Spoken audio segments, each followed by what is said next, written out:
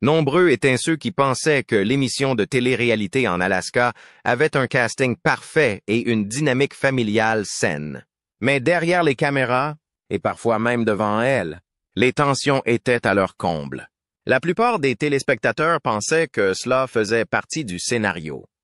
Dans cette vidéo, nous allons découvrir les 5 personnes que Noah Brown méprise le plus parmi les Bush People d'Alaska et les raisons de son profond ressentiment.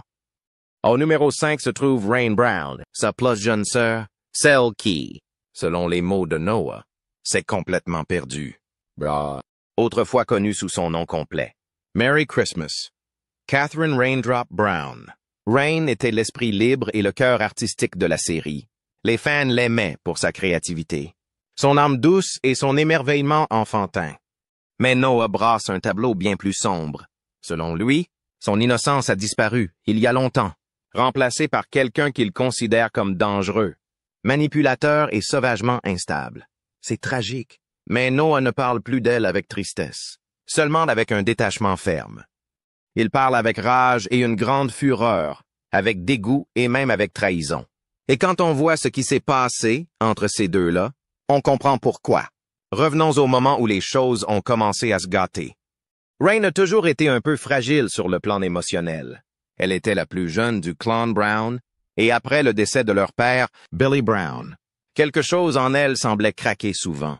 Noah, qui s'était déjà éloigné des drames familiaux pour protéger sa femme, Rain, et leurs enfants, a remarqué des changements terrifiants chez Rain. Selon Noah, Rain n'a pas seulement sombré dans la dépression ou le chagrin. À un moment donné, elle a commencé à abuser de substances. Nous ne parlons pas d'un peu d'herbe ou d'un verre occasionnel. Noah l'a accusé de consommer de la méthamphétamine et de la cocaïne, de boire beaucoup d'alcool et d'avoir un comportement erratique qui ne pouvait plus être considéré comme une détresse émotionnelle.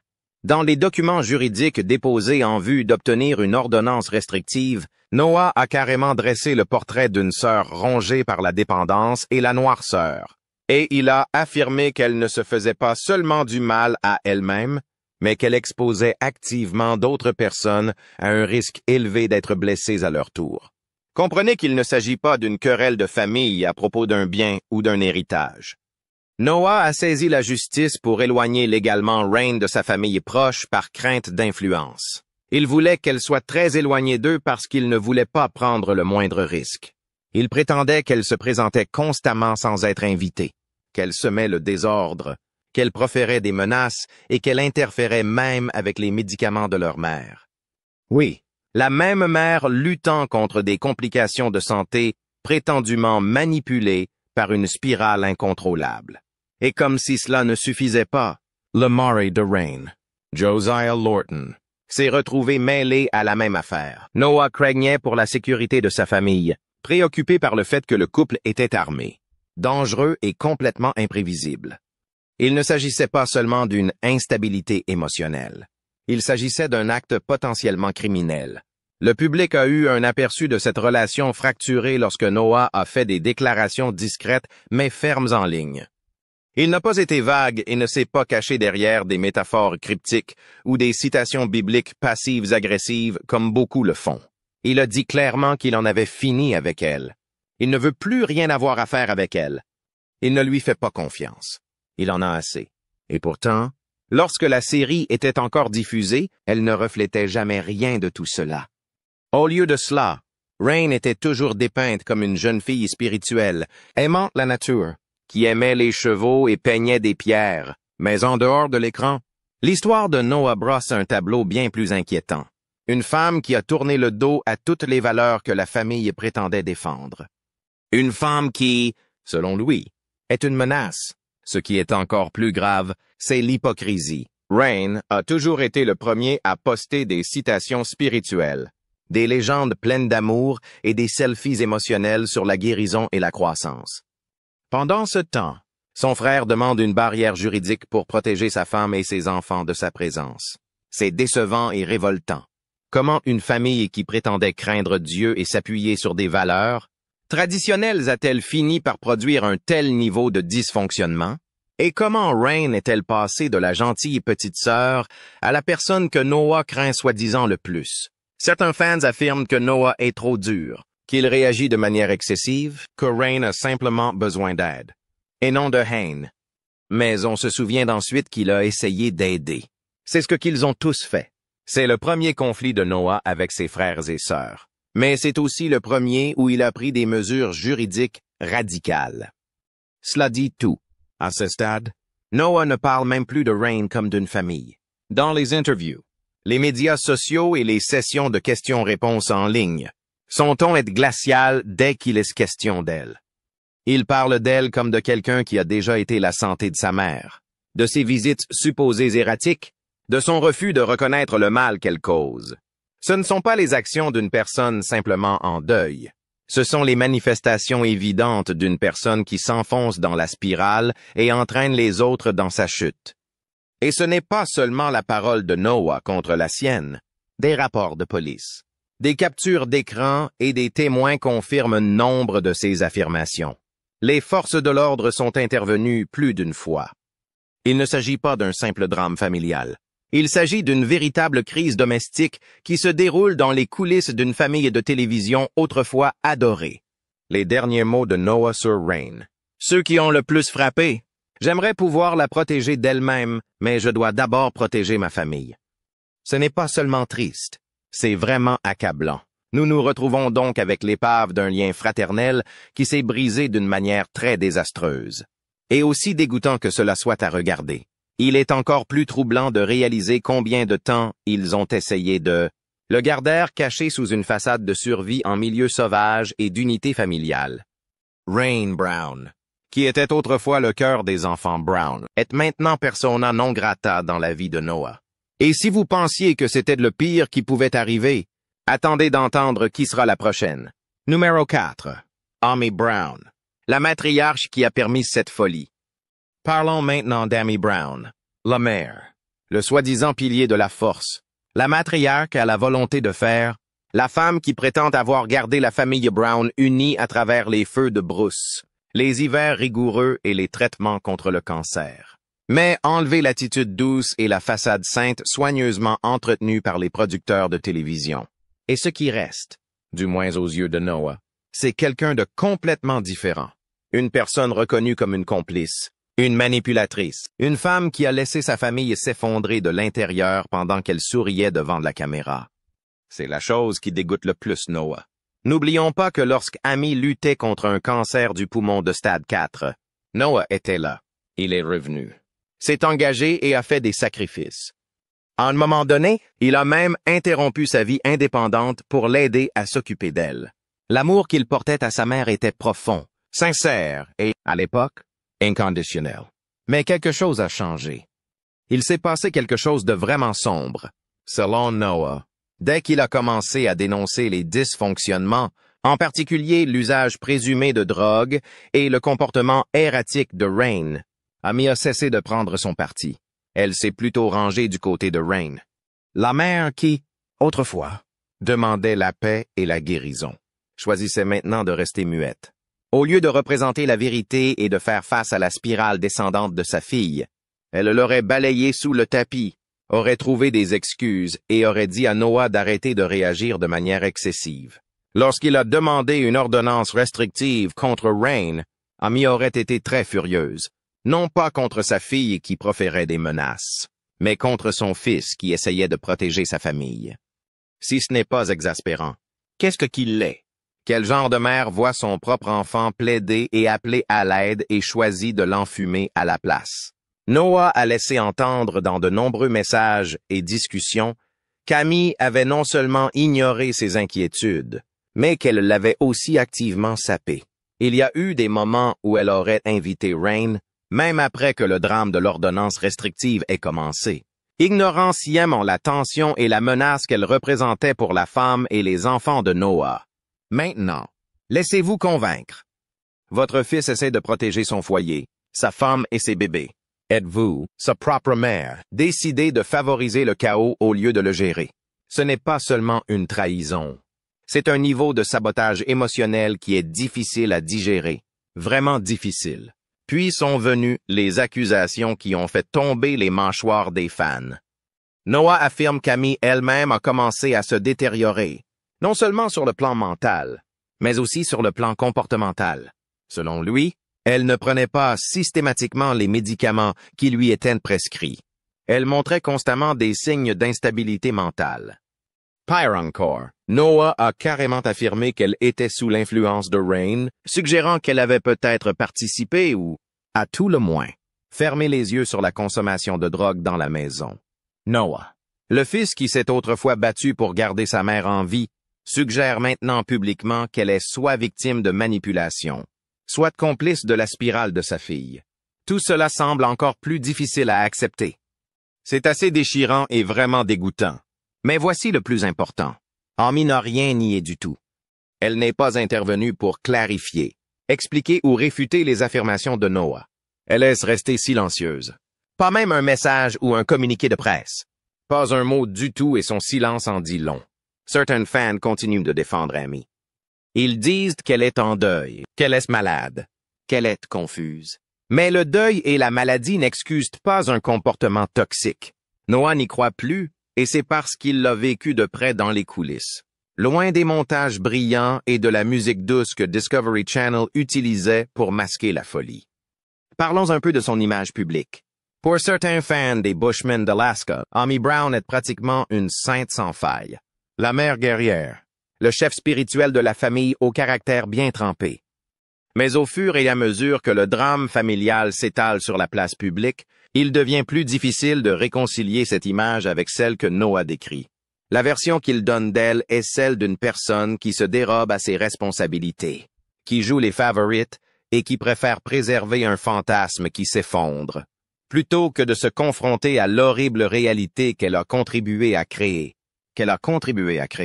Amy ne s'est pas contentée de laisser les dysfonctionnements se développer. Elle les a intentionnellement protégés. Ce faisant, elle s'est aliénée le seul fils qui a osé la dénoncer. L'ironie est que Noé n'a jamais essayé de détruire la famille. Il voulait la sauver. Il voulait que la vérité soit reconnue afin que la guérison puisse commencer immédiatement. Mais lorsqu'il a refusé de se taire, il est devenu un ennemi. Il existe un mot pour les mères comme amis dans des systèmes familiaux comme celui-ci. Le mot est complice. Et le pire des complices n'est pas celui qui se contente d'ignorer le problème. Le pire des complices est celui qui culpabilise celui qui dit la vérité. Celui qui vous dit que c'est vous le problème parce que vous vous exprimez et que vous provoquez la division. Que si tout est aisé, tout irait bien. Mais Noé ne s'est pas stu. Il a refusé de jouer ce jeu plus longtemps. Et pour cela, il a été mis à l'écart, rejeté et méprisé par la même femme qui l'a embrassé une fois sous les étoiles de l'Alaska. Il n'est pas étonnant que Noah cite Amy parmi les 5 personnes auxquelles il en veut le plus. Non pas parce qu'il ne l'a jamais aimé, il l'a tellement aimé. Et cet amour, lorsqu'il est trahi, engendre le dégoût le plus profond. Noah n'essayait plus d'arranger les choses. Il a fini de faire semblant, de souffrir et d'attendre des excuses qui ne viendront jamais. Il a maintenant une nouvelle famille et parle de sa femme, de ses enfants et de la paix qu'ils ont trouvée loin des caméras et de la nostalgie toxique de Browntown. Et pour protéger cette paix, il a tracé une ligne ferme et Amy se trouve de l'autre côté de cette ligne. Numéro 3, Josiah Lorton, l'étranger qui est entré et a mis de l'huile sur le feu. S'il y a une chose qui dégoûte Noah Brown plus qu'un frère ou une sœur toxique, c'est bien l'étranger qui s'introduit dans une famille déjà fracturée et qui aggrave la situation. Et c'est, à ses yeux, exactement ce que fait Josiah Lorton. La plupart des téléspectateurs d'Alaskan Bush People n'ont jamais su grand-chose de Josiah. Il est apparu discrètement, sans fanfare, comme le mari insaisissable de Rain Brown, une présence hors de l'écran qui se tenait largement à l'écart. Mais dans les coulisses, loin des salles de montage de Discovery Channel, Josiah est devenu quelque chose de bien plus sinistre dans la vie de Noah. La goutte d'eau qui a fait déborder le vase, la dernière personne qu'il ait jamais voulu voir près de sa famille. L'homme qui, selon les mots de Noah, n'était pas censé faire partie de cette famille. Disons les choses telles qu'elles sont. Josiah ne s'est pas contenté d'épouser le clan Brown. Il a épousé son chaos. Et au lieu d'aider Rain à stabiliser sa santé mentale ou à se remettre des problèmes de toxicomanie que Noah dénonce depuis des années, Josiah, selon Noah, est devenu son complice, son bouclier et son co-conspirateur. Dès que Josiah est entré en scène, les choses ont pris une tournure plus sombre. Noah affirme que Josiah ne s'est pas contenté d'ignorer le comportement destructeur de Rain, mais qu'il s'est joint à elle, s'adonnant à une consommation abusive de substances, notamment de méthamphétamine et d'alcool. Et il ne s'agit pas d'accusations insignifiantes, mais du genre d'allégations qui conduisent à des contrôles sociaux, des rapports de police et des enquêtes judiciaires, que Noah a tous initiés dans une tentative désespérée de protéger sa mère, ses enfants et lui-même. Imaginez que vous ayez déjà coupé les ponts avec une sœur pour ses menaces et ses manipulations. Vous avez supplié votre mère d'arrêter de l'aider et, alors que vous pensiez que les choses ne pouvaient pas empirer, un homme que vous connaissez à peine épouse votre sœur instable et vient s'installer chez vous pour, soi-disant, s'armer, stocker des armes et monter la garde contre vous, comme si c'était vous la menace. C'est exactement ce que Josiah représente pour Noah, un homme qui est entré dans la famille déjà à bout de nerfs, apportant avec lui une mentalité de survivaliste alimentée par la paranoïa. Noah a déclaré à plusieurs reprises qu'il craignait que Josiah ait accès à des armes à feu, qu'il soit émotionnellement instable et qu'il représente un danger potentiel non seulement pour Rain, mais aussi pour quiconque oserait l'affronter, y compris lui. Et le plus effrayant, c'est que personne dans la famille ne semblait vouloir s'arrêter. Ce n'était plus seulement Rain qui s'enfonçait dans la spirale. C'était Rain plus Josiah, un dangereux cocktail d'impulsivité, de toxicomanie présumée et de défi. L'un des moments les plus troublants a été celui où Noah a raconté que Josiah aurait interféré dans les soins médicaux d'Amy, la mère malade de Noah. Non seulement Rain aurait mal géré les médicaments et les besoins médicaux d'Amy, mais Josiah en aurait été complice. Noah, poussé par la peur et la frustration, a demandé un contrôle du bien-être d'Amy et a informé les forces de l'ordre de la présence de Josiah et de son comportement inquiétant au sein du foyer. Ce seul fait exaspère Noah. Ce qui l'a vraiment poussé à bout, c'est la façon dont Josiah s'est immiscé dans des affaires familiales qui n'étaient pas de son ressort. Noah a déclaré à plusieurs reprises que Josiah, qui était de toute évidence un étranger, a commencé à exercer une influence sur la façon dont Rain communiquait avec le reste de la famille, agissant comme un gardien, contrôlant les conversations et allant même jusqu'à proférer des menaces. Il n'est pas rare que les familles aient des problèmes avec leurs beaux-parents, surtout dans des environnements très stressants comme celui-ci. Mais il ne s'agit pas seulement d'une situation inconfortable lors d'un dîner de Thanksgiving. Il s'agit d'un homme que Noah considère comme un danger clair et présent pour sa mère, ses enfants et les fragiles vestiges de ce qui fut l'héritage des Brown. Aujourd'hui encore, Noah refuse de reconnaître Josiah comme autre chose qu'un étranger portant une bague. Dans son esprit, il n'est pas de la famille et ne l'a jamais été. Il n'est qu'une force toxique qui a pénétré dans une maison déjà en feu et qui, au lieu d'attraper un tuyau, a allumé une autre allumette. Il y a une sorte de dégoût spécial réservé aux personnes qui entrent dans votre vie et aggravent les choses. Josiah Lorton, dans le monde de Noah, mérite pleinement ce titre. Il n'est peut-être pas aussi connu du public, mais en coulisses. Il est l'une des principales raisons pour lesquelles Noah a finalement tiré un trait sur le sable et s'est éloigné. Deuxièmement, Bear Brown, l'hypocrite, le frère qui parle de loyauté mais qui n'en sait rien. S'il y a bien un membre de la famille Brown qui aime parler de loyauté, de famille et de solidarité contre vent et marée, c'est Bear Brown, le soi-disant roi de l'extrême, qui court toujours torse nu dans les bois, en grognant sur la survie, la loyauté et l'honneur. Pour Noah Brown, ce n'est rien d'autre que l'écho bruyant et superficiel de quelqu'un qui a échoué dans l'application des principes mêmes qu'il revendique. Pendant des années incroyables, Bear s'est présenté comme le protecteur au cœur sauvage du nom Brown, le frère à l'adrénaline débordante, à l'amour profond pour sa famille et à l'esprit implacable. Mais lorsque les fissures de l'image publique de la famille Brown ont commencé à se fissurer, le masque de Bear s'est aussi fissuré. Et Noah, le frère qui a toujours essayé d'éviter les drames inutiles, en a eu assez. Pour tout dire, Noah est complètement dégoûté.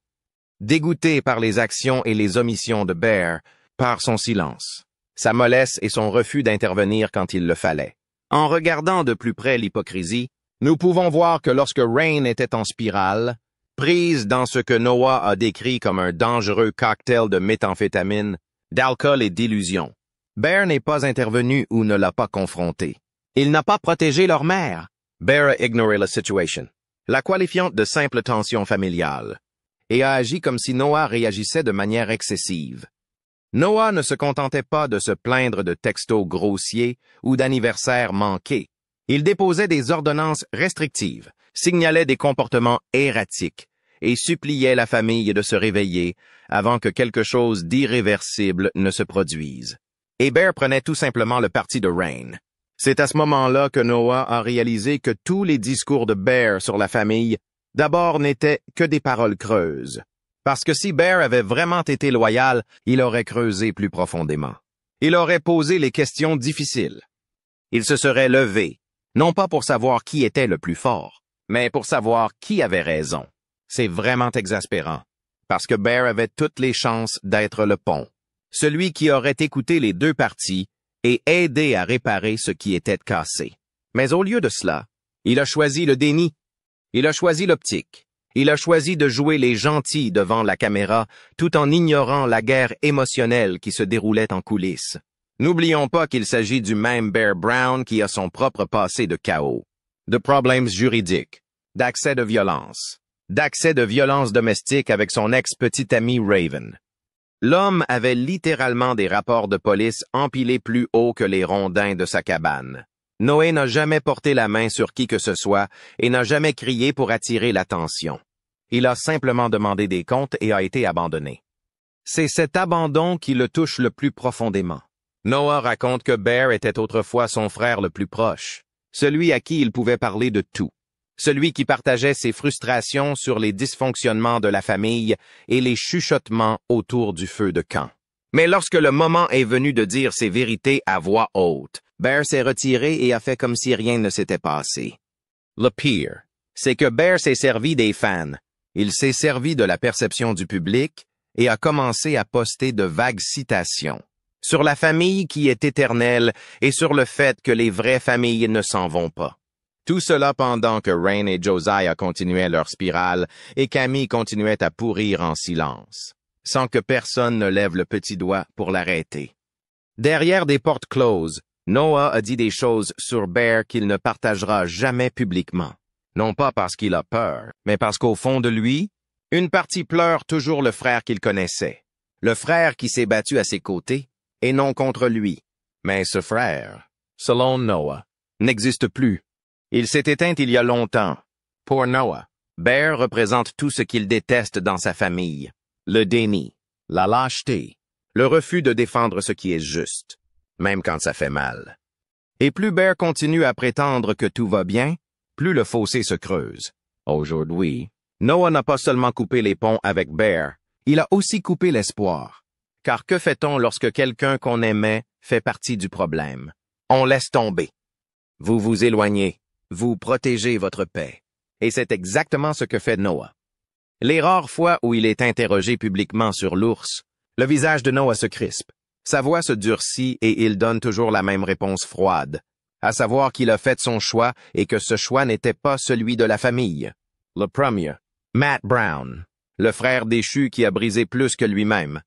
Et maintenant, nous arrivons au dernier nom de la liste de Noah Brown, celui qui pique probablement le plus, non pas à cause du bruit de la trahison, mais à cause du silence de l'effondrement. Matt Brown, qui était l'aîné de la fratrie Brown, le pionnier, et celui qui était censé diriger, protéger, donner l'exemple. Au lieu de cela, aux yeux de Noah, il est devenu un fantôme, un drogué, un menteur est une déception. Le pire, c'est qu'il est devenu quelqu'un qui a abandonné la famille, pour refaire surface des années plus tard, agissant comme s'il avait toujours droit à leur confiance. La descente de Matt a été longue et laide, et personne ne l'a documenté plus clairement que Matt Brown lui-même. Il a étalé sa douleur sur des vidéos YouTube, des posts Instagram et des interviews, parlant de l'addiction, de la maladie mentale et de son parcours de guérison. Mais alors que les fans voient un homme qui essaie de reconstruire sa vie, Noah voit quelque chose de complètement différent. Un homme qui a causé des dégâts, les a laissés derrière lui et veut maintenant être crédité de la guérison sans jamais avoir fait les choses correctement. Les luttes de Matt avec l'alcool et la toxicomanie ont été très dures pour lui. Ils ont failli déchirer la famille. Au cours des dernières saisons de Alaskan Bush People, son absence est devenue de plus en plus évidente. Une minute, il souriait à l'écran. Et la suivante, il était parti, avait fait une cure de désintoxication, avait rechuté, avait refait une cure, et ainsi de suite.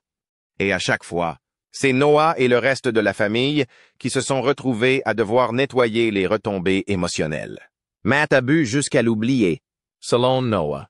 Il a volé les membres de sa famille, menti à plusieurs reprises, manipulé leurs parents sur le plan émotionnel et s'est isolé chaque fois que quelqu'un osait dire la vérité. Alors que le public se concentrait sur la bravoure de Matt, qui avait partagé son rétablissement en ligne, Noah était dans les coulisses, observant un frère qui ne s'est jamais excusé pour le traumatisme qu'il a causé à la famille. Quand vous grandissez en dépendant de votre frère aîné, quand il est celui que vous admirez, quand il est celui qui est censé porter le poids émotionnel de la famille, et qu'il se retourne et devient le plus gros handicap. Ce n'est généralement pas seulement décevant, c'est complètement bouleversant. Noah a parlé. Il a parlé doucement, mais avec une clarté amère. Il a parlé de toutes les années pendant lesquelles Matt a disparu, non pas physiquement, mais émotionnellement. À un moment donné, Matt essayait d'aller mieux et, l'instant d'après, il accusait la famille d'être fausse, toxique et abusive. Oui, vraiment abusive.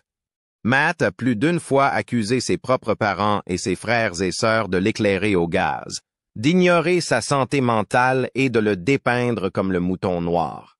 Le point de vue de Noah est brutalement simple. Il considère Matt comme un homme qui a fait des bêtises, s'en est éloigné et se comporte maintenant comme une victime parce que personne ne veut lui organiser une fête de bienvenue. La dure vérité est que Noah ne déteste pas Matt parce qu'il est brisé. Il le déteste seulement pour avoir refusé de se lever et de faire le dur travail de réparer ce qu'il avait brisé, pour avoir attendu un amour inconditionnel sans offrir une responsabilité honnête, pour s'être présenté les mains vides après des années d'absence et avoir exigé une place à la table qu'il avait abandonnée. C'est pourquoi Matt figure sur la liste. Ce n'était pas parce qu'il était le pire des toxicomanes, mais parce qu'il était le frère le plus décevant. Lorsque la famille avait besoin d'un homme, Matt disparaissait, et lorsqu'elle trouvait la paix sans lui, il revenait en exigeant d'être considéré comme une victime. Pour Noah, il en avait fini de jouer le jeu et même d'attendre des excuses. Il a décidé qu'il ne répondrait plus aux appels, aux DM ou aux messages désespérés du passé. Et en ce qui concerne Noah, Matt Brown est parti, ce que les caméras n'ont pas montré. Bien qu'elle ait l'air d'une famille forte et aimante aux yeux des téléspectateurs, la famille Brown, derrière les caméras, n'était pas toujours aussi parfaite qu'elle le paraissait. La famille avait beaucoup de problèmes et de relations toxiques dont les gens n'étaient pas vraiment conscients. Tout ce qu'ils savaient, c'était ce qui était montré au monde entier. La partie qu'ils ont choisi de montrer, Billy Brown, le père, était le chef de famille. Il prenait la plupart des décisions et contrôlait presque tout. Il ne laissait pas toujours sa femme et ses enfants s'exprimer ou choisir eux-mêmes.